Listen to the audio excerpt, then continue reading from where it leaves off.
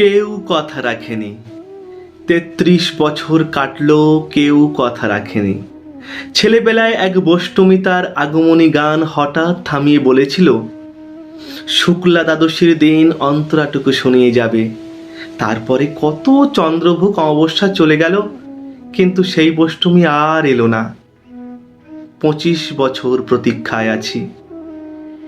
মামাবাড়ির মাঝি নাদের আলী বলেছিল, বড় হও দাদা ঠাকুর, তোমাকে আমি ৩ প্রহরের বিল দেখাতে নিয়ে যাব, যেখানে পদ্ম ফুলের মাথায় সাপ আর ভ্রমর খেলা করে। নাদের আলী, আমি আর কত বড় হব? আমার মাথা এ ঘরের ছাদ স্পর্শ করলে তারপরে তুমি আমায় ৩ প্রহরের বিল দেখাবে?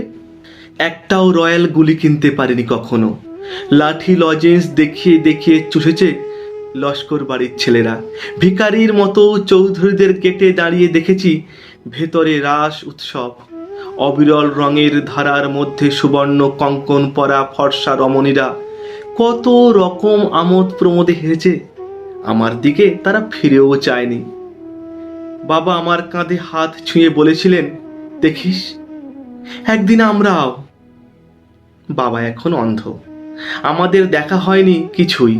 সেই রয়্যালগুলি, সেই লাঠি লজেন, সেই রাস উৎসব আমায় কেউ ফিরিয়ে দেবে না।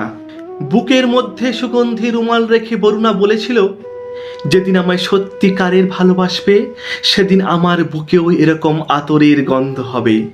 ভালোবাসার জন্য আমি হাতের মুঠোয় প্রাণ নিয়েছি। দুরন্ত ষাঁড়ের চোখে বেঁধেছি লাল কাপড়। বিশ্ব সংসার তন্ন তন্ন করে খুঁজে এনেছি ১০৮টা নীলপদ্ম। তবুও কথা রাখেনি বরুণা। এখন তার বুকে শুধুই মাংসের গন্ধ। এখনো সে যে কোনো নারী, কেউ কথা রাখেনি। ৩৩ বছর কাটলো,